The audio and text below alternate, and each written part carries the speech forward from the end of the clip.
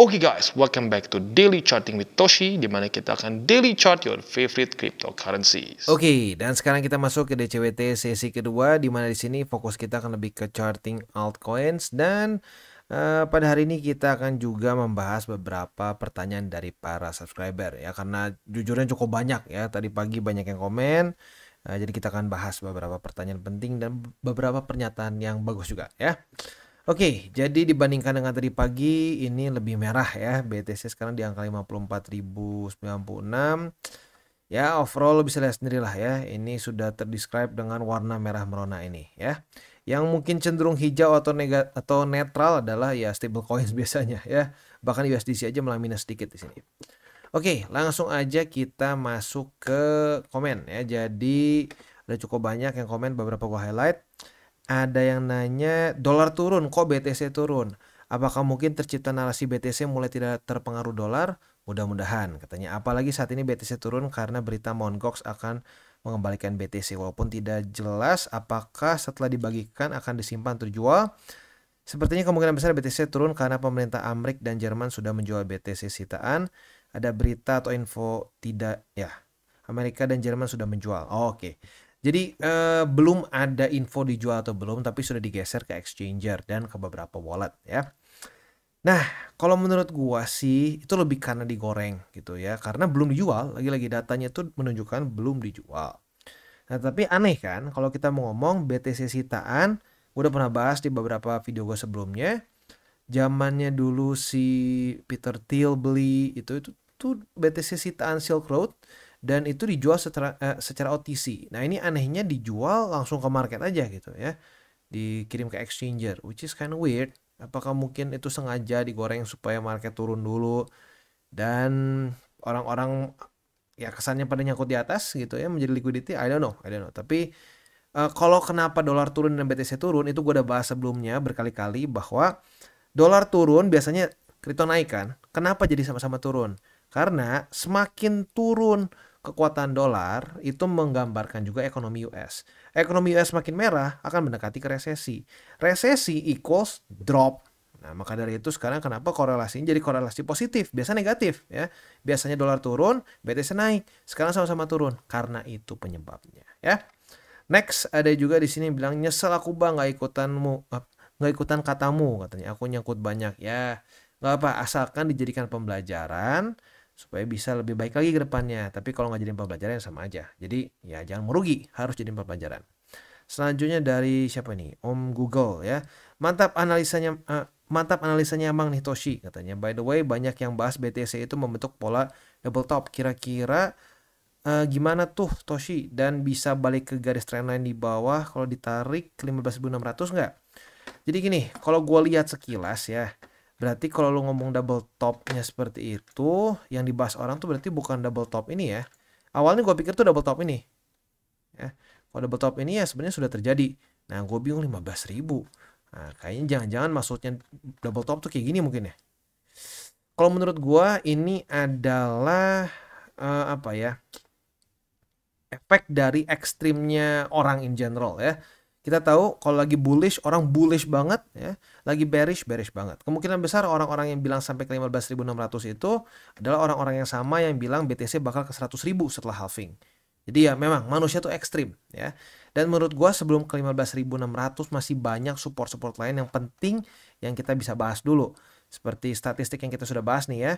Setelah jebol dribble support band, dan ini bahkan jebol pun belum gitu. Jadi orang tuh sangat terburu-buru. Drop langsung mikirnya ekstrim. BTC 15.000, 10.000, ada nanti lama-lama bilang 1.000, dan nanti akan ada lagi kayaknya nabi finansial yang bilang ke 0 lagi. Begitu. Jadi ya memang seperti itu, manusia itu ekstremis ya, semuanya ekstremis. Bullish banget, bearish banget, nggak ada di tengah-tengah. Nah, kita jangan mau ikut-ikutan seperti itu, jangan mau terlalu bearish, jangan mau terlalu bullish, jadilah realis. Nah, datanya kita sudah pernah bahas sebelumnya. Tembus bull support band, weekly close di bawah dari bull support band, kita punya statistik yang cukup sering terjadi di sekitar 50%-an sampai 60%-an. Nah, kalau sampai itu terjadi, berarti tepat ke EMA 200, at least yang sekarang ada di situ ya, yaitu di sekitar 35.000, 36.000-an gitu ya. Next, kita lihat lagi di sini ada juga dari Agan ya, Agan 5282. Gile bang, senario yang ditunggu-tunggu beneran terjadi akhirnya. Makasih bang. Makasih banyak bang. Lu bener-bener the real educator yang tulus mau mempercerdas para viewersnya tanpa biaya apapun. Thank you for the kind words. Gue lupa like ya. Ya memang seperti yang gue bilang ya, gue pengen bener-bener melakukan tabur tuai gitu. Gue merasa gue menabur hal-hal baik gitu. Gue mengingatkan para subscribers gue dan banyak yang kebantu. Nah karena itu gue ngerasa berkat juga melimpah ke gue. Dan gak harus dari YouTube juga, bisa dari bisnis gue yang lain. Itu semua kerasa ya. Jadi tabur tuai itu benar-benar menurut gue real. Maka dari itu ya kalau ditanya kenapa bang, kalau mau bagi-bagi secara gratis, orang lain ilmunya wah aja baru dikit aja udah suruh bayar. Nah ya itu, karena gue ngerasa tabur tuai itu benar-benar berjalan di kehidupan gue gitu ya. Next, gak apa-apa, lagian paus-paus juga sangkut kok, ngapain dibahas terus kayak gitu bang. Nah, memang netizen tuh ya lucu juga sih ya. Kemarin gue cuma ngebahas dikit. Wah, kapan lu bilang bearish? Lagi turun dia bilang bearish. Waduh, padahal main scenario bearish itu gue udah bahas dari Maret ya. Kalau ngomong gue bilang scenario utama gue bearish. Nah, jadi serba salah. Nggak dibahas, dibilangnya kapan bilang bearish. Dibahas, ngapain bahas terus? Ya, memang kadang-kadang netizen tuh memang ya susah ya, gimana ya. Semuanya kayaknya paling luar biasa ya. Next, kita lihat di sini. Thank you bang, berkat lu gak jadi rugi banyak dan cut loss dari kemarin-kemarin. Haha, akhirnya Malin Kundang kembali ke pangkuan ibu. Iya, itu dia ya. Sekarang bukan cuma di pangkuan nih, udah di Smackdown sayangnya ya. Ya tapi tenang sih, masih ada beberapa hari lagi sampai weekly close. Tepatnya itu masih 2 hari lebih 15 jam. Dalam 2 hari 15 jam bisa banyak hal terjadi. Jadi ya pasang safety belt aja ya. Market lagi-lagi masih dalam kondisi extra volatile. Dan volatile itu bukan cuma ke bawah loh, bisa juga ke atas lagi, dibanting atas bawah ya. Next kita masuk ke apa lagi nih pembahasan. Oh masih ada banyak ternyata pertanyaannya. Makasih bang, sekarang gue masih 40% BTC, alt cuma 10% dan cash masih 50%, nunggu harga di bawah. Wah ini kayaknya habis TP nih ya, TP-nya lebih agresif daripada gue. Ya lo ekstra seneng sih ya, ya mungkin lebih seneng daripada gue lagi karena TP gue gak segede gini sih ya. Ya congrats ya, that's good. Dengan alt lo cuma 10%, gue yakin lu pasti lebih tenang, tidur nggak, lu nggak insomnia lah. Nah buat yang altsnya kebanyakan pasti insomnia ya. Oke, selanjutnya dari Bro Bambang nih ya. Makasih ya. Berkat lu gua bulan lalu TP pas NFP. Sekarang lihat market malah kasihan sama orang-orang yang CL dan floating minus. Ya, ya gimana ya? Ya kadang-kadang memang market tuh kejam gitu. Dan market itu menurut gua zero sum game. Akan ada yang menang dan ada yang kalah. Itu pasti ada seperti itu ya. Termasuk bandar bisa kalah kan. Ya jadi nggak ada ceritanya netral. Market tuh selalu ada yang menang dan kalah. Jadi ya tinggal pilihannya di kita mau jadi orang yang kalah atau yang menang gitu ya. Nah orang yang kalah biasanya tidak punya data, tidak punya fakta, tidak punya ya asal aja gitu. Ya semakin lu asal akan semakin kalah. Tapi semakin lu memperdalam ilmunya, lu ngerti seperti apa, nah kemungkinan lu akan lebih di camp pemenang ya. Next kita geser lagi, ini ada Porto saya 100% altcoin slow cap sudah turun 60%. Saya tidak peduli walaupun turun 99% tetap santuy. Ya nggak apa-apa, ini artinya mungkin duitnya dingin banget ya.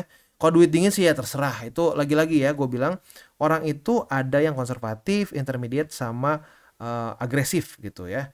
Nah ini mungkin masuknya ke agresif. Kalau lu tenang ya it's no problem beneran gitu ya.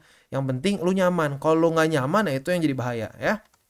Next ada yang nanya nih Bro Muhammad Farukala ya.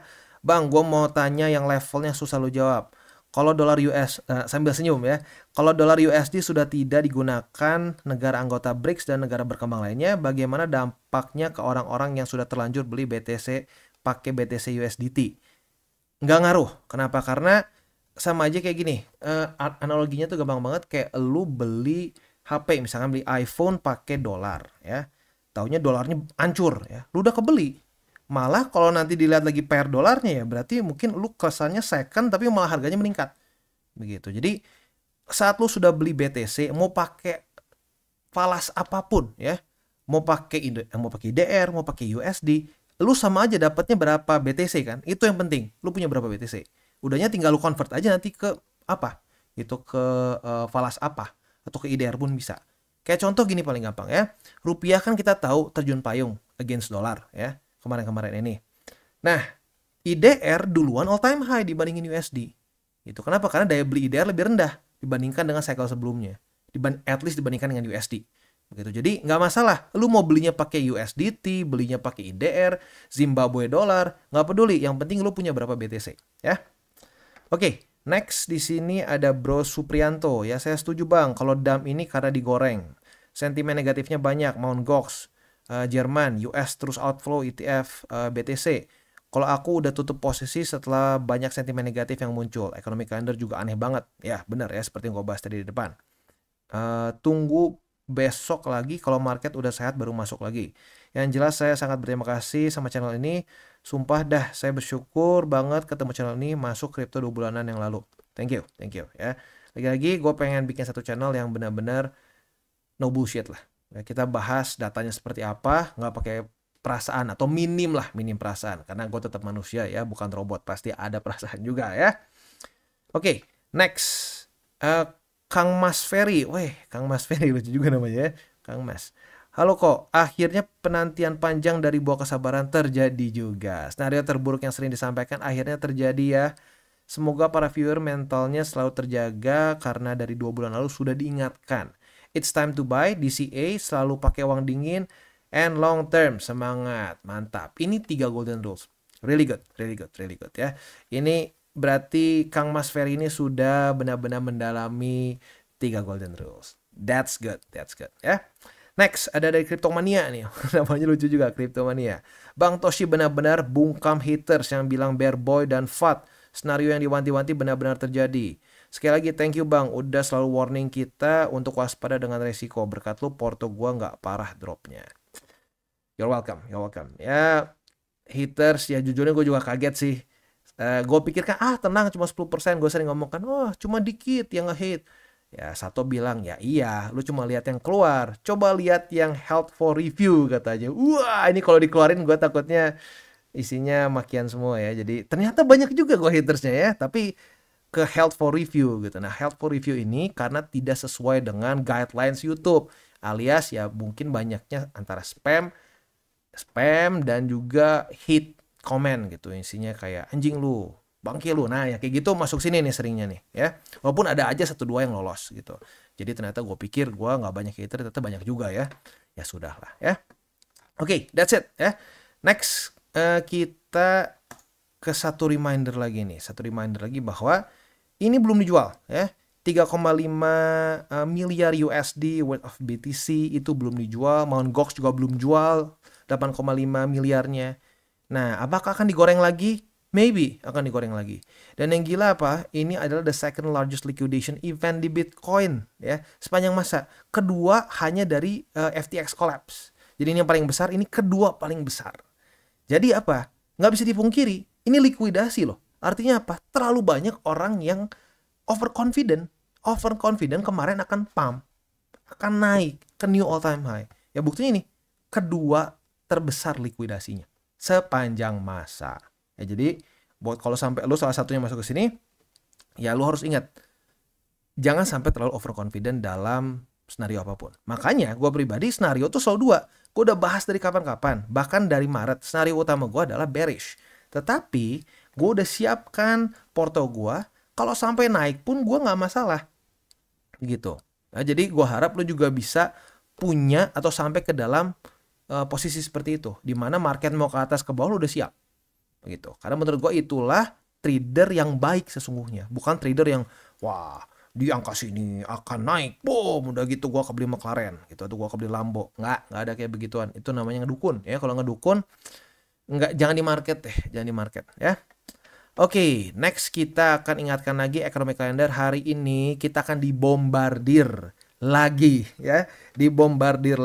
Akan ada average hourly earnings, lalu akan ada juga non-farm payrolls, ada juga unemployment rate, dan juga akan ada the Fed's monetary policy report ya. Ini paling awal akan mulai jam 7:30 malam. Jadi hati-hati buat lo yang punya posisi futures.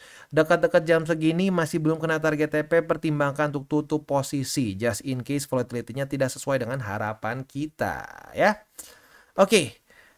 Selanjutnya kita akan masuk aja ke roster kita hari ini. Akan ada Solana, Cardano, Manta, Injective, dan Matic. Sekali lagi buat lo yang pengen pair favorit dimasukin ke sini, boleh komen di bawah. Apabila cukup banyak demandnya, kita akan masukkan ke DCWT sesi kedua. Ya.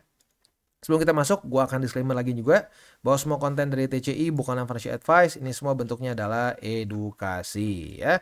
Lalu bagaimana cara untuk mendukung TCI? Ada banyak caranya. Lo bisa like our video, bisa share our video, atau juga bisa menggunakan link referral kita di bawah. Dan sekarang kita akan dengar dulu pesan-pesan dari sponsor kita pada hari ini. Oke, today's video is brought to you by BitGet. Dan BitGet sedang ada event yang menarik untuk kita bisa ikuti. Dari tanggal 24 Juni sampai tanggal 15 Juli 2024. Ada 50.000 BGB yang siap dibagikan untuk Bloom Community. Ya. Bagaimana cara ikutannya? Simple banget ya. Lu bisa get up to 200 USD worth of BGB dengan mengcomplete 2 simple steps. Yang pertama lu tinggal sign up di BitGet dan verify your identity atau simpelnya adalah KYC. Step kedua, make your first trade ya, bisa spot maupun futures dan lu bisa dapatkan 5 sampai 200 BGB ya, atau lebih tepatnya 5 sampai 200 USD worth of BGB secara random ya. Buat lo yang tertarik silahkan bisa menggunakan link referral kita di bawah, trade di BitGet. Dan buat lo yang pengen ikutan silahkan bisa pause dulu sebentar videonya dan lihat terms and condition. Apabila semua cocok, tidak ada ganjilan di hati, bisa ikutan ya. Dan jangan lupa untuk selalu trade di BitGet. Dan kita masuk ke Solana. Untuk Solana posisi spotnya kita bisa di sini. Buy limit ketiga berhasil nahan di angka 121,68. Jadi itu untuk posisi spot. Posisi futuresnya kalau Solana sampai jam 7 pagi besok bisa bertahan di atas dari 121,68. Kita bisa limit posisi long di sini. Retest kedua terjadi dan target TP kita di angka 133,8 atau kalau mau lebih konservatif di struktur support di sini yaitu di angka 128,47. Next kita geser ke Cardano. Cardano strukturnya jebol semua. Next structure cukup jauh di bawah di angka 0,2664 ya. Jadi untuk posisi spotnya masih cukup jauh. Sebenarnya di sini bisa sih, cuman aduh nggak terlalu kuat kayaknya. Jadi udahlah mendingan nggak usah deh, jangan dipaksain kalau masa-masa kayak gini ya. Jadi posisi spotnya seperti itu masih cukup jauh di bawah. Posisi futuresnya kalau sampai dia retest 1, retest 2 di 0,356, kita bisa pertimbangkan untuk buka posisi short. And by that time harusnya di sini sudah ada struktur baru yang kita bisa jadikan target TP. Next kita masuk ke Manta. Manta ini adalah pembelajaran ya untuk tidak ikut-ikutan sih simpelnya ya. Jadi Manta ini ya lu tahu sendiri lah kenapa ngetrend, gua nggak perlu jelasin ya. Dan rata-rata orang nyangkut di Manta karena ke bawah hype itu. Gue udah bahas posisi spot di Manta kita stop jangan akumulasi sejak di sini ya. Sejak April 2024. Kenapa? Karena strukturnya jebol. Satu aset yang baru listing nge-pump dan kehilangan struktur itu akan berpotensi besar untuk apa? Catching a falling knife. Ya lu kayak mencoba untuk menangkap pisau yang sedang jatuh. Yang ada bukannya ketangkap, yang ada tangan lu jadi sushi ya, kepotong-potong. Gitu. Nah, ini yang terjadi ya. Nah, dan gue berharap sih lu nggak akumulasi spot ya. Kalau masih ada yang akumulasi spot ya sudahlah ya, sudah terlanjur nggak bisa diapa-apain. Posisi futuresnya gimana? Posisi futuresnya terakhir kali itu kita profit posisi short ya. Posisi longnya nggak, jebol malah cut loss ya. Ya lagi-lagi kita nunggu kayak di sini posisinya. Tunggu sampai dia bikin struktur.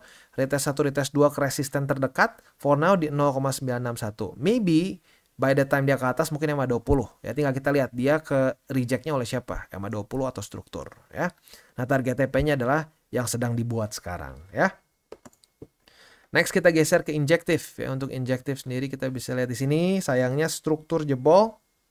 Secara spot tinggal tersisa 1 di 14,17. Itu untuk posisi spotnya. Posisi futuresnya apabila terjadi retest 1, retest 2 di 20,22. Kita bisa pertimbangkan untuk buka posisi short dengan target TP di 14,17 ya. Next kita geser ke Matic. Matic pun jebol ya. Jadi struktur ini padahal struktur kuat nih. Ini jebol sedikit mengkhawatirkan nih. Ya lo lihat sendiri lah. Ini bottom di 2023 setelah BTC sempat bikin sport jantung di sini ya. Dia sempat bisa berhasil naik ke atas lagi, tetapi sayangnya kemarin daily close di bawah dan hari ini ngedam 12%. Jadi untuk posisi spot ya di sini ya, di struktur bottom 2022. Nah ini dia. Salah satu lagi kenapa gua wanti-wanti jangan terlalu banyak altcoins. Ya kalau lu dapat Solana, lu masih oke sekarang. Kalau lu belinya Matic gimana?